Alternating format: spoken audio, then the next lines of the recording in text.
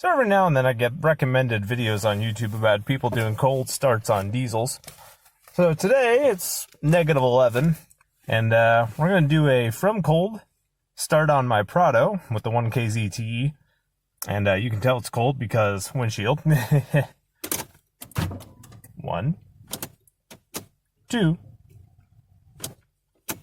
3. And it just starts. And if you doubted me, -11. Just ignore the copyrighted music. There you go. But yeah, I couldn't imagine why domestic car companies didn't want Toyota diesels in this country. It's almost like they kind of work all the time.